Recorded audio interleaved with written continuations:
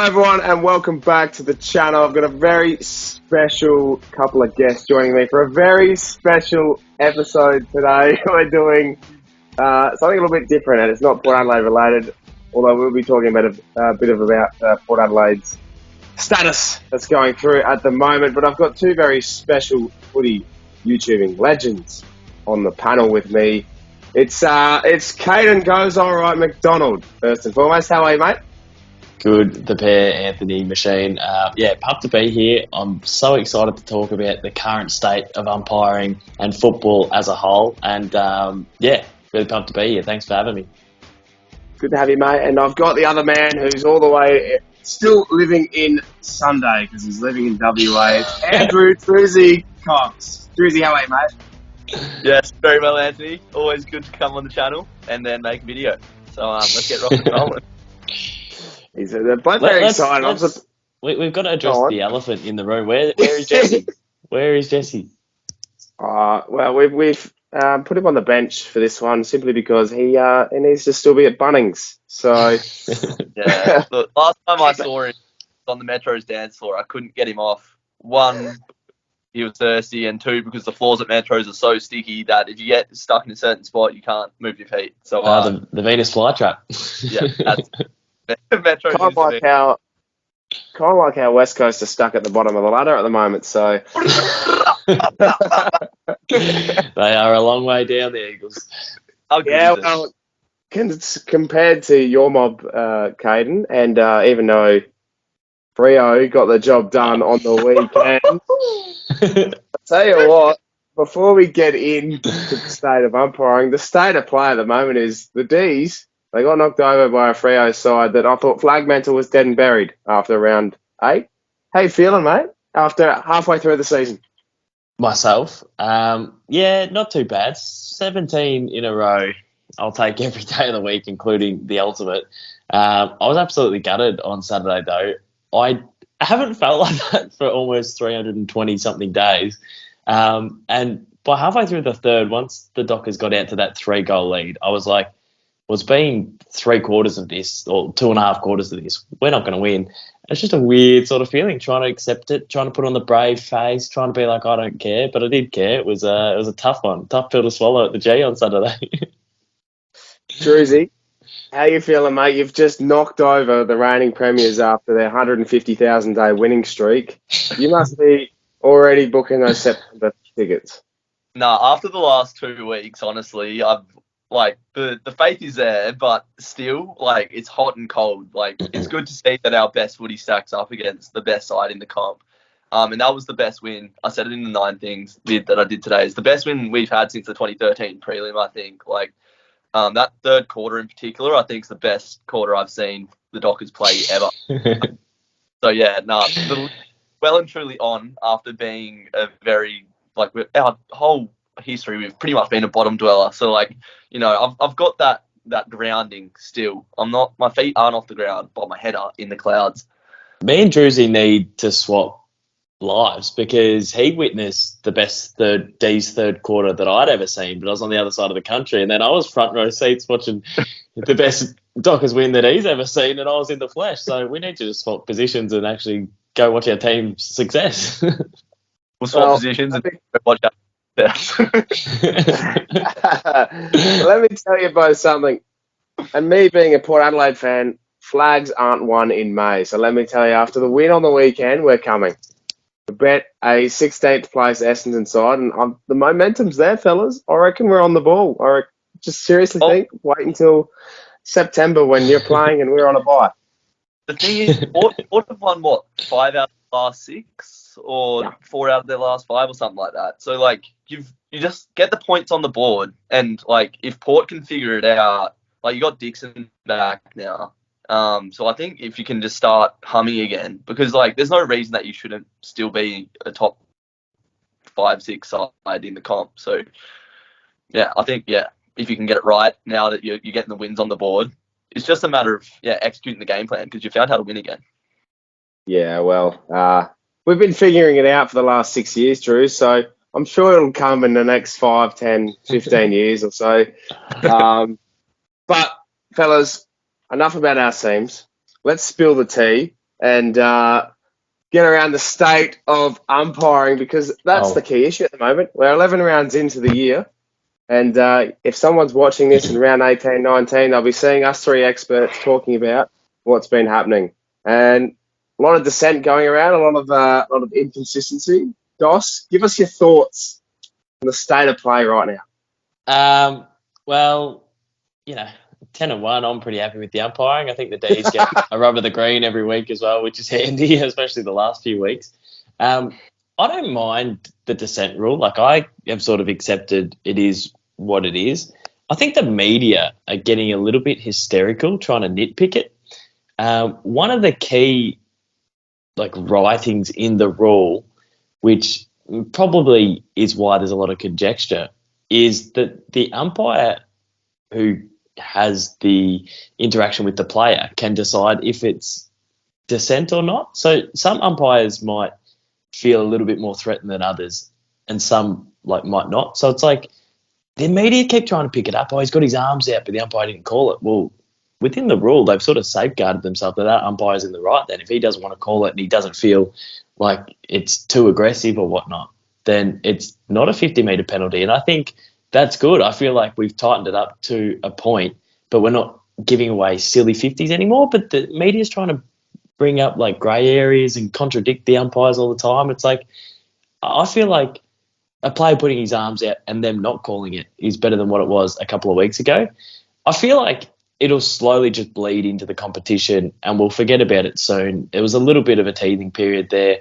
But the one thing I would say is far too many games that I watch, and this is just apart from the dissent rule, but more just vaguely about umpiring, is that especially a couple of weeks ago, Melbourne versus North Melbourne, there were certain umpires looking for the perfect football play. They were looking for no grab of the arm. They were looking for no sort of forearm above the shoulder. They were looking for just the most perfect, even contest. And when that wasn't happening, they were just calling anything they saw.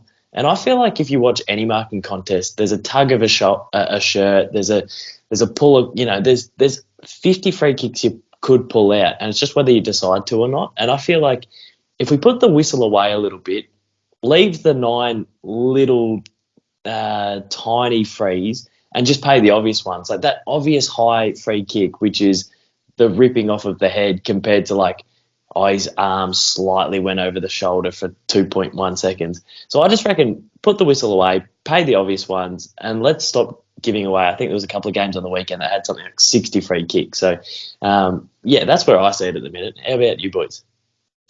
I don't like how on the weekend that one at the end of the Richmond-Sydney game, the AFL come out and said, it was a common sense call, that one, to know we're not going to give the 50 away. Common sense, we didn't hear it. There's been no common sense applied this year at all. They're going by the letter of the law. If you hold a player by the jumper, it's a free kick. But as you said, Dos, it's a very physical game.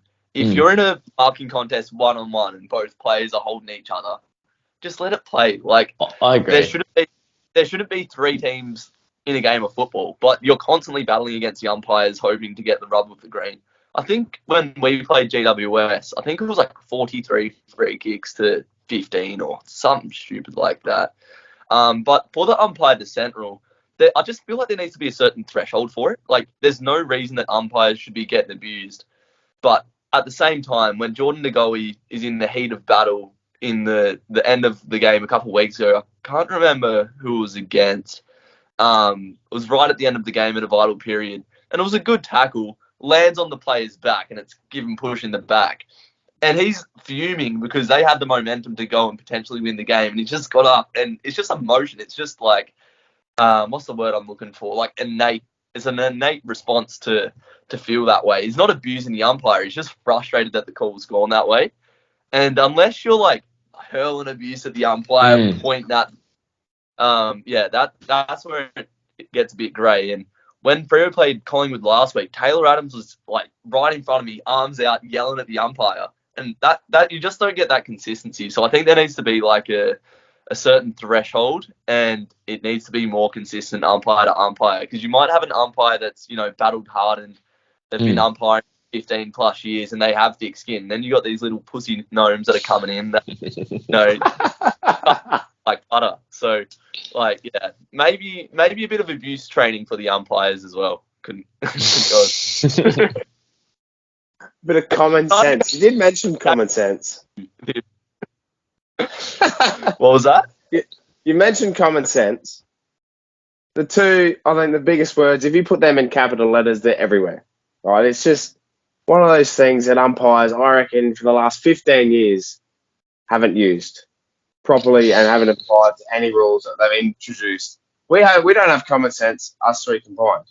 But when we go about things, we go about things the right way and we take our time and learn correctly. And I think the umpires have just sort of drifted away from that. They're sort of being told, and their interpretation of things is different.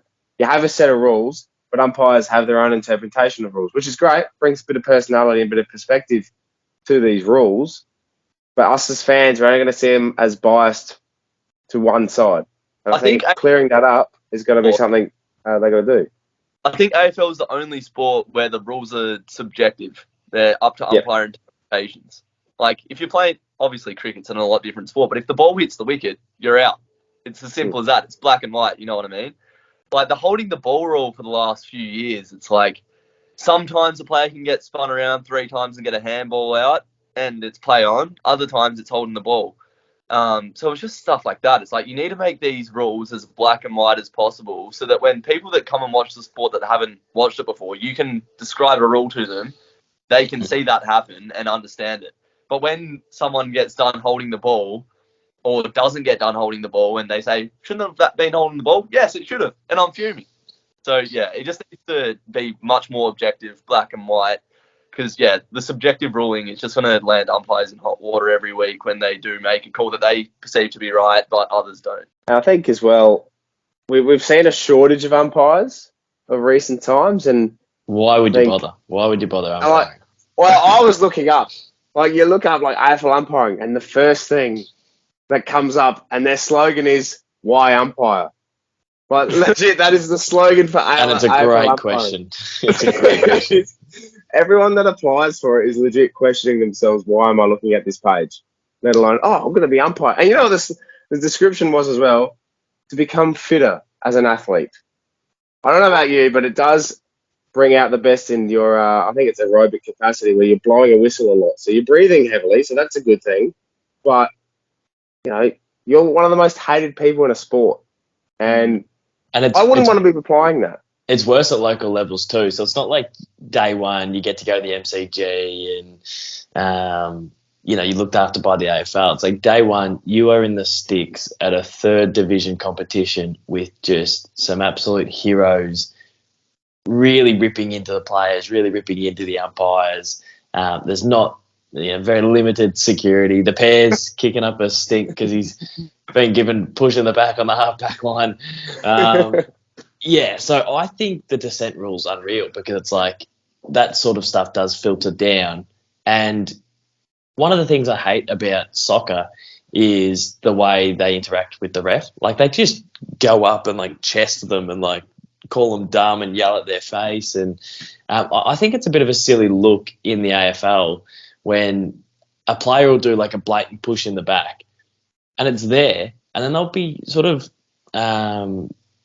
talking down to the umpire as if they didn't just give the push. Like, they'll be like, you look at the scoreboard, mate, you're an idiot. And then Roger's big on this theory that fans will look at that and go, our defender's upset at that call, so the umpire must have got it wrong. And it's like, no, this opponent is just blaming the umpire so he doesn't look as silly on TV for giving away the free.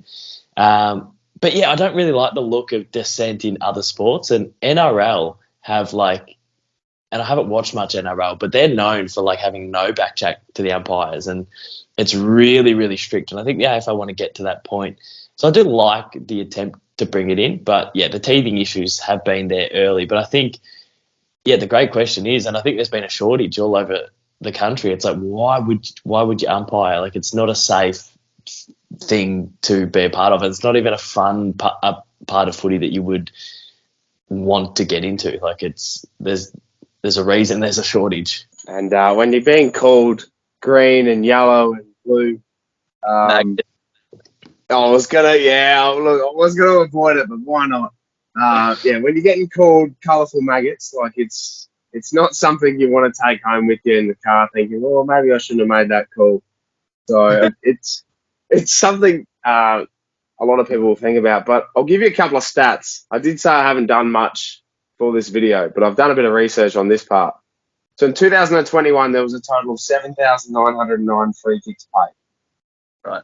In 2022, at the halfway mark, this is not including finals, there's already been 4,368.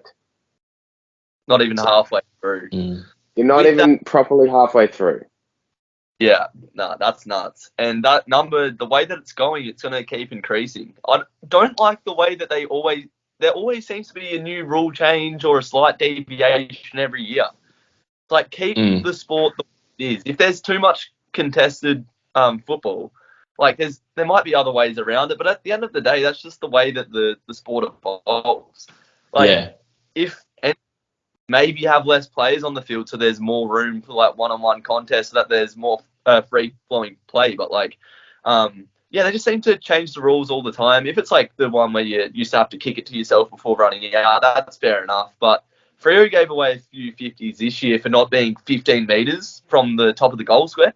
And that's never been a rule in football that these footballers have had to follow. So it's like they get given away at 50 for doing something that they've never had to do before. And it just feels like, why are we introducing all these rules? Like, there's less interchanges now. What's the point in that? Who actually benefits from having less interchange? Was the argument, like, to promote more fatigue in the players so that, like, the whatever reason, like, it was fatigue, right? That was the reason that rule was brought in.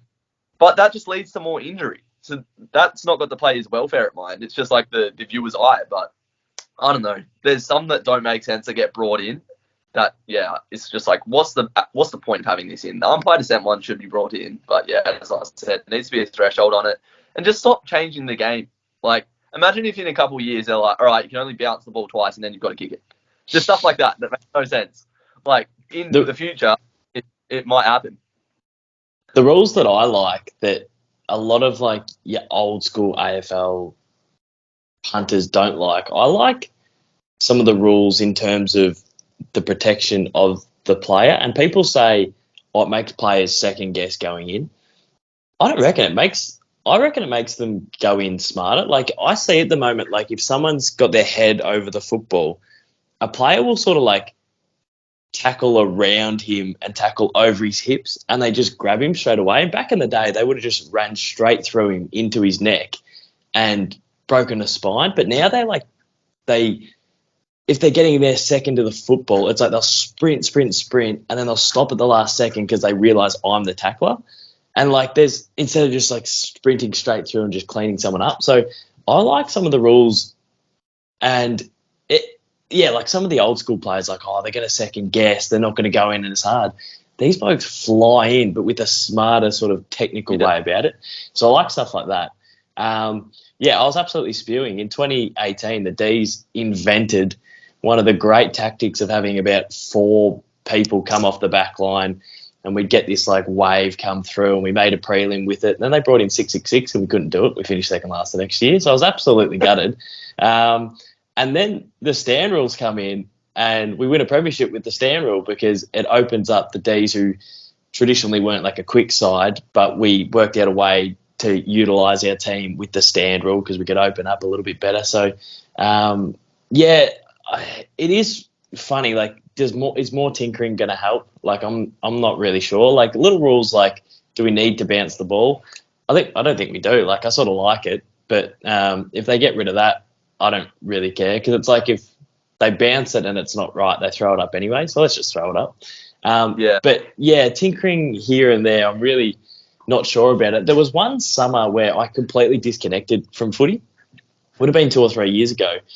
And they came back, and I genuinely didn't know the rule, and I still don't know it. So I am still unaware of that 50 metre, and then when the player just starts sprinting and the other bloke has to get out of the way, I'm still not totally across that rule because I just skipped 6 months of footy for a patch there. So even I, who I would say is like up there with the biggest football nuffies, don't even know what's going on out there.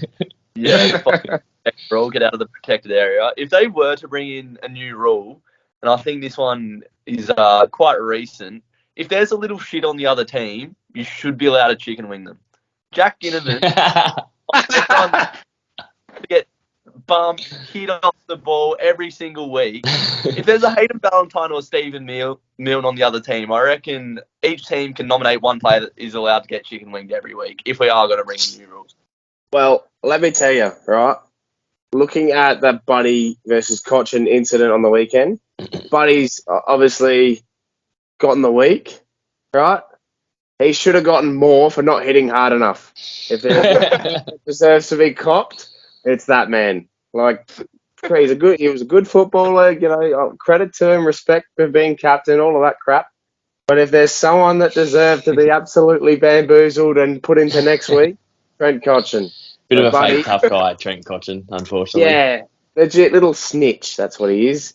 Yeah, I'm glad he's got the week because we've got them this week. So if we could just hold out at the tribunal and just stay the week, I'd be bloody stoked because no Buddy, happy days. I'm gutted because I'm going. I was like, sick, Buddy at the MCG, nice. And now he's not playing. Well, I hope he gets off because, yeah. That's another funny one because, like, a couple of years ago, he pushed his face. Like, he pushed Trent Cochin's face. Like, it was like a push. It wasn't a slap. It wasn't really a strike. And I understand that, like, Andrew Gaff has, like, anything to the face can cause massive injuries. So, like, Andrew Gaff's trying to just give a little cheapie to Brayshaw's chest and displaces 4 teeth. So I understand why the AFL's like, hang on, let's just stop throwing wild strikes anywhere near the face because stuff like that could happen. But I feel like, even though I don't want Buddy to play, because I don't want to go 10-2, it was just a push to the face and there was really not much in it. I think as well, you look at the other, like Lockie Neal again. I can't remember who he did it to, but down in Tassie against the Hawks, Rioli as well, little elbow. Yeah, you mentioned players that should have one player from each team. Joel Selwood, you know, if he's ducking, right, if that stupid duck rule. Luke Shuey's another. But that's one of the rules I'd change. Like, if you're going to do it and get a high tackle free kick, and obviously they've tried to stamp it out a little bit and call it play on. Those couple of blokes, if you're going to do it, just go right up to them and just close on the living shit out of them. I was excited because I thought they changed that rule this year. So I was like, this is elite. Like Cody Waitman and Charlie Spargo does it for the D's, Selwood, Ginnivan. Like, I was like, sweet, it's going to be play on. And I don't know what part of that rule they changed or whether I've missed something, but they still pay them for high. So I don't really understand what they've changed. They haven't changed. Maybe it's getting the arm, like dropping in the shoulder, but they still can just drop their knees and like. Yeah, they drop their knees. Yeah.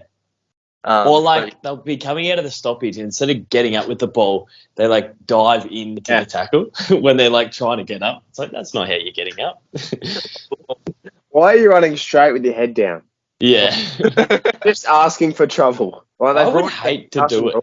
I would hate to do that because, like, even though you're inviting the tackle, you're getting your head ripped off 3 or 4 times a game. Like, it can't be good. No. I mean, you're getting 4 free kicks, but you're getting 4 weeks for concussion every time. Yeah. Like, I wouldn't be doing it. And I've got a stiff neck as it is. So if you're small and buff, sure. But if you're long and skinny like myself, no chance I'm getting down that low. Yeah. Long, skinny, and stiff. That's the way to describe you, Anthony. That's the pair. That's the pair. Some post-sport functions. When me and Nooney are. PTY LTD. Yeah, firm. Oh. Anyway, speaking. Shout out to our Tier 1 sponsor. Appreciate it. Yeah, they pump good content every single week, so it's good. A quick couple more stats for you. Yeah, stat me up. Adelaide are leading the free kick count for free kicks for this year, 275. The lowest is Richmond with 214. Do you flip the switch? Richmond are top for frees against, 277, and the Bulldogs are the lowest with 208. So,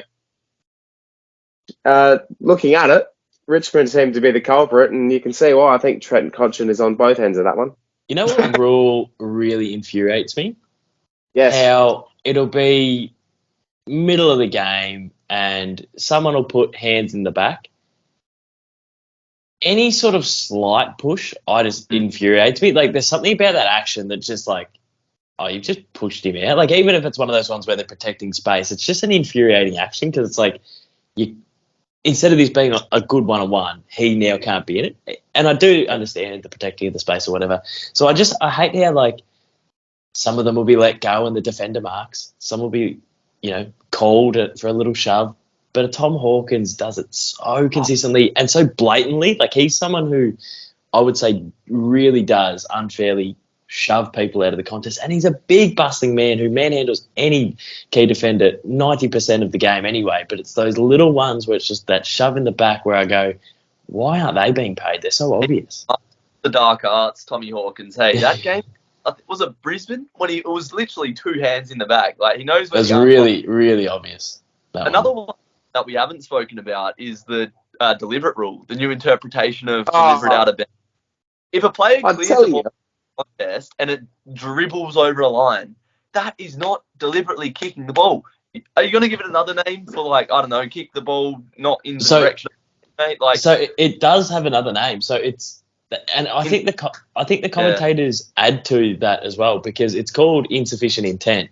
So it's like, it's not whether you've done it on purpose. It's like, have you made enough of an effort to keep this in? So, like, I could have kicked this in the middle of the ground and it wouldn't have gone out. So if I had kicked it into the middle of the ground, we would be fine. But I've decided to kick it close to the boundary and it's gone out. So I haven't attempted to keep it in as much as I could have. And that'll happen in a game and the commentators go, how is that deliberate? He hasn't and then all the fans at home go, that isn't deliberate.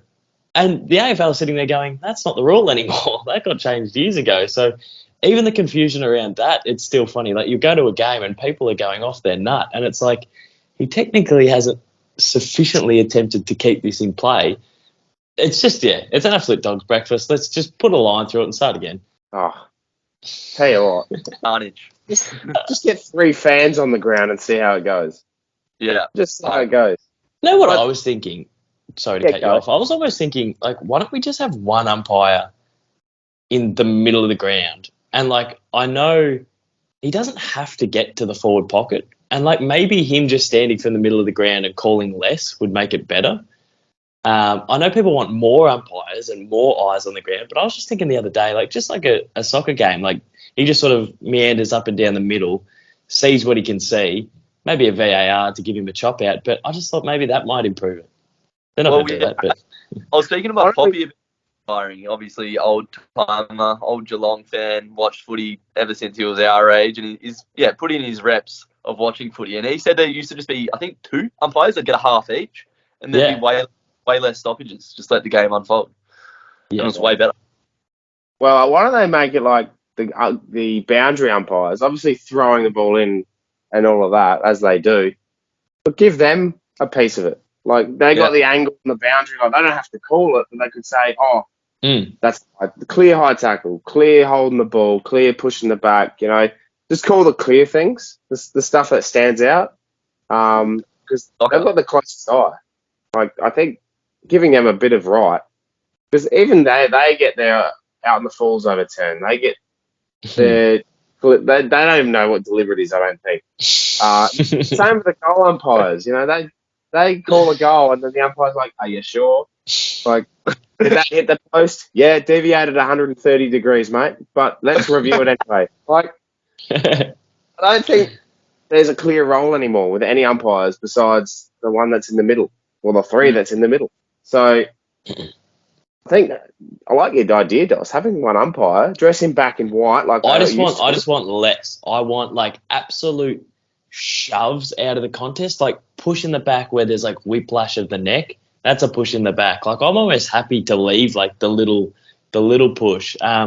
If you absolutely coat hanger and rip someone's head off, that is too high. But if we're all in a pack and I'm reaching over your shoulder to get the footy, but my hand's going over your shoulder and they call that, I'm like, well, I'm not endangering him and I'm not unfairly disputing the footy. I'm just reaching over to get the ball. So to me, that's not too high.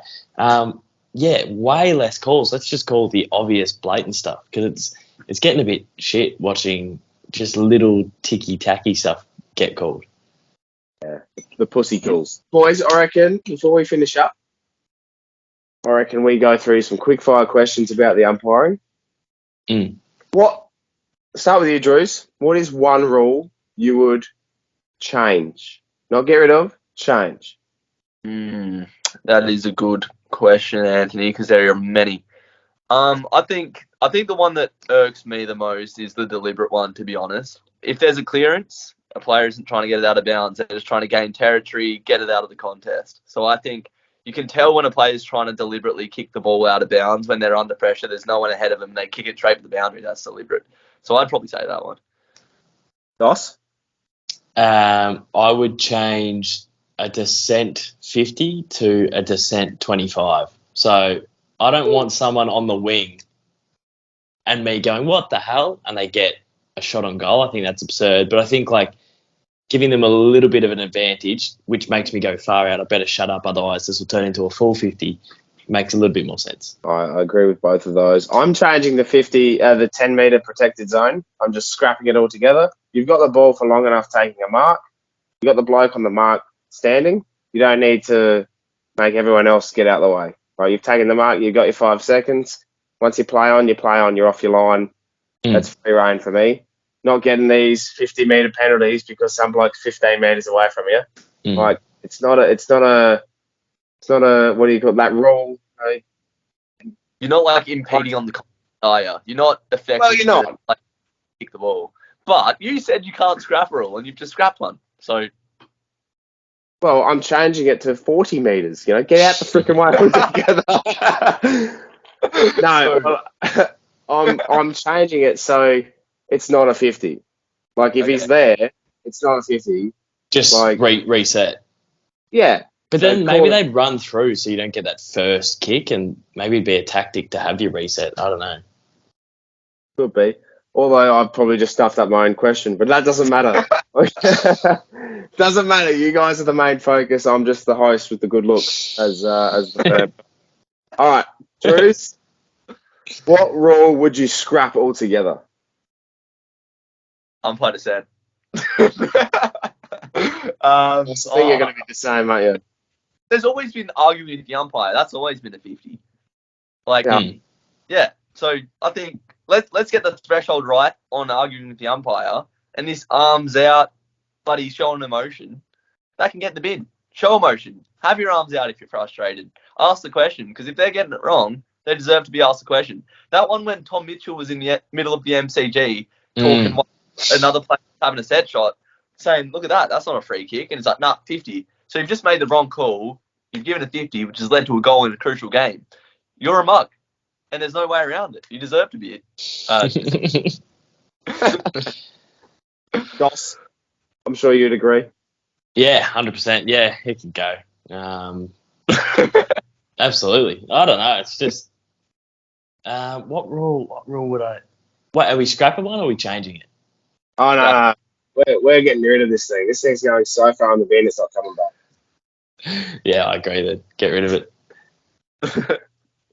I honestly think if you're going to have dissent, you might as well kick out the 30,000 at the ground too, because they're putting more abuse at the umpire than the bloody players themselves. So I think we're all in agreement. That rule can go, and if you're gonna have any other rule go, you can piss off the 50-metre rule altogether.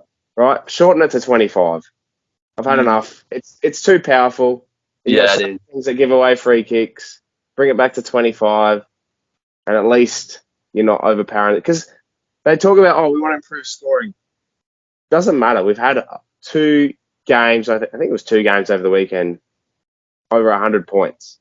There was a high score. Friday night game, and then there was another one I think was overrated. I can't remember. Any Brisbane game ever, it's just high scoring. I think we're kidding ourselves if we think it's going to be early 2000s, 140 to 120. Like I would be ropeable if the D's were winning by 30 every week and we were letting teams kick 130 points.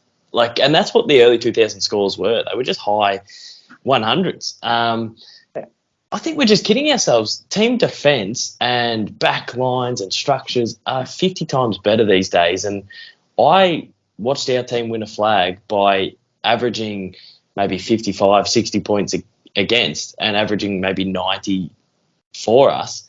And it's funny, like any Brisbane game you see, it's like they kick 130, but they let in 100. And I'm not sure whether that stacks up when the whips get cracking. So why wouldn't every team try and limit the opposition to 60 points? And I actually think it's just such a cool, professional, defensive, meticulous game to watch right now. I don't think I want to see sort of you go, I go footy, me personally. I think, Anthony, that was a good point. The 50-metre penalty is far too OP. Like, if it's like someone getting, I don't know, like they're getting a free kick and someone runs across the mark, that's probably fair enough because you're not like you're giving the player the ability to do what they want to do. But if it's like a protected area, like that holds the same implication as someone clocking someone on the chin, or there is different severities to which each one could be paid. So I think that's a good call from you. I have them. I have my moments. You know what's annoying as well, and it sparked a bit of a debate on Friday night, is they give the benefit of it. So with the advantage rule, they don't call 50 metres for someone just kicking it away from the free kick zone because technically the whistle could have been for your team. And because there's an advantage, they give a little bit of leeway because potentially you had the advantage. It obviously sparked a bit of interest on Friday because Chad Warner smashed it over the SCG grandstand and almost gave away a 50 right on the siren.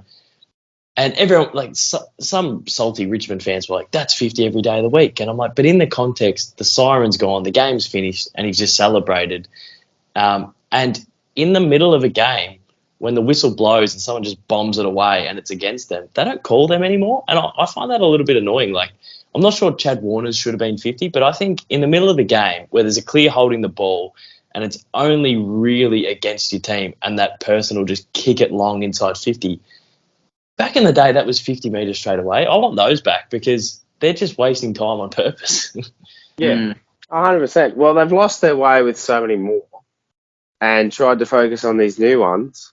And that's a perfect segue into my next question, which is, what rule would you actually want to bring in?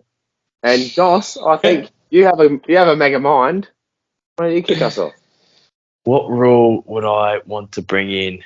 You the mega mind, and I'm the only one here with a university education, mate. So I'm not got to take first. How about you have a university degree in shutting up and letting Doss go? What rule would I want to bring in? Maybe make the mark that you've got to kick at 25 for it to be a mark. So you're biting off a little bit more. Teams can't just play keepings off in the back line and just sort of clog the game up for a little while. Like, you've actually got to bite off a 25-metre kick, which will mean the game will open up a little bit more. So maybe make a mark have to be 25 metres. All right, Mr. University degree, what have you got for us, mate? I saw Wanganeen Miller on the weekend against North Melbourne absolutely burn some North Melbourne pleb, and it was only because he bounced the ball that stopped him from kicking the goal of the century. Potentially, I'm not saying I want this, but scrapping the bounce could just allow these athletic freaks to go on those those Jetta runs at the MCG without that. Just absolutely burn defenders. I reckon that would be sick because it'd just be like, I'm a better athlete than you. Like, there's no skill component. It's just one-on-one physicality. Let's have it. I like that a lot. And you could almost go to the Melbourne Storm, get Ryan Pappenhausen, who is lightning quick, and say, you're our back pocketer. Tuck it under your arm. You don't need to learn how to bounce or kick. Just tuck it under your arm, rugby style, and dish a handball over in the goal square. Like, just go all the way, son. Yeah, no, that'd be cool. That is cool. All right, that's good to see. What I'm bringing in, boys, and it's a bit left field, the centre bounce, right? We know I love the centre bounce, and I love, even though the umpires stuff it up a lot and the ball up, I think that stays. What I'm actually doing is I'm taking away a midfielder from that contest. Have you have ruckman and your 3 mids? So 3v3 and your 2 rucks. I'm going 2v2 and your 1 ruck. Right? So you're having 1 less in the stoppage at the start to open it up. I reckon I'm straight away not putting a ruckman in then. I reckon I'm having 3 mids. Nah, you got to have a ruck.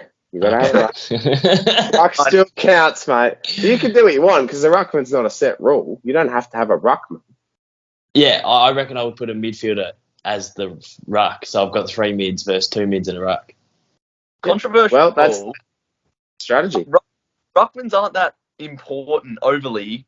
Like, the hit-out stat is not that important. When I watched Carlton a couple of weeks ago, who did they play? And they got dominated in the ruck. I think it might have been GWS. They just had Alex Silvani or Paddy Cripps in the ruck. But if it's not to advantage, like, it's just happy days. Like, if you had 4 mids in there, if you had Cripps, Chera, Walsh, Stewart, say, versus, like, once the ball hits the ground, the ruckman's pretty much out of the contest most of the time, unless you're big swaggy Sean Onions Darcy. So I reckon if I was to innovate the game and be a coach of a club, I'd like to see the 4 mid approach.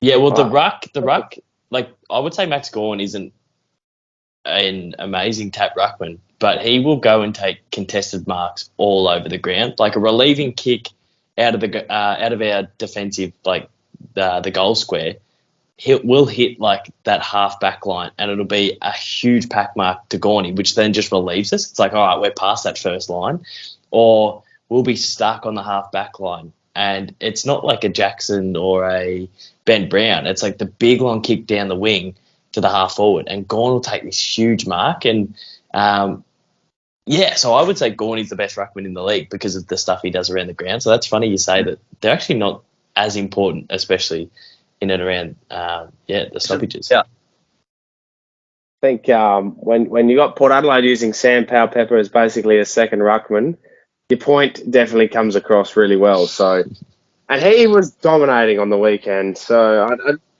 the ruckman, I think, is one of the dying forms of the game. It's a slow death, though. Just on your rule, Anthony, I like it, but I want to tweak it. So with the centre square and the centre bounce, I reckon there should be a rule that no one else can go into the centre square until the first clearance is done, because there's nothing worse than like, the first ball up happens and there's a stoppage and then there's just 20 people around the ball. Like, I reckon no one's in until it gets out of the centre square, and that would just be mayhem late. Well, you think about it, you could go 2 ways with this. You either say no one enters in until the ball actually comes out, which it could work, but it might take away that sprinting half-backer that runs straight through, gets the quick hands and bombs it inside 50. Or you take away the square altogether and you just have 2 50-metre arcs. And it's free reign. Whatever happens, you go to war, and whatever happens, you get out. It's funny because we said the AFL changed the rules too much, but I understand why. This is so much fun. Like, I understand why. Like, every year, it's just like, what can we do? This is elite. I would love to be in that board meeting because I don't blame a few cordials. I don't blame him. Just a couple of cup of teas, and you go to the firm afterwards. Like, what a privilege! And they're putting the firm on their ideas too. We're abusing the AFL for bringing in rules and the umpires not knowing how to implement them. We've just chucked out 9 different. We've just gotten rid of the square and just changed the shape of the footy. And... Oh God, you playing with the basketball? Yeah. I reckon definitely go with the square footy. You might as well try it. See what bloody cube you can kick through goals. You may as well try different things. I love how we've started, as you said, did this video, and we've come full circle to agree that we'll just let them do the job. Yeah. we went on a deep dive to work out that the AFL's probably doing a good job. They're probably doing okay. I think we're just angry. But fellas, any last words you'd like to add? It's just we're the dying breed of the back six. I just RIP to the Chari, Cookson, and Jesse, and it might just be me and Drews doing this next time, but it's been a good pair, and I really appreciate the boys just sticking with it. I love how you sacked me already, Lamar. You're on notice. I'm on notice. The review's been doing well. I love it.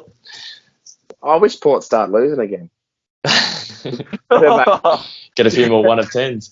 I can't wait till Ken Hinkley gets the sack. That's going to go off. But well, you've already got that video scheduled in. You just need to press publish. Like that's just been in the works for a long time.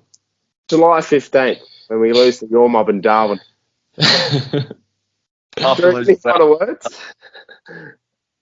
Yeah, you got us on early July as well. Off the stadium. What? The concrete jungle of hell on a Sunday twilight and the hangover.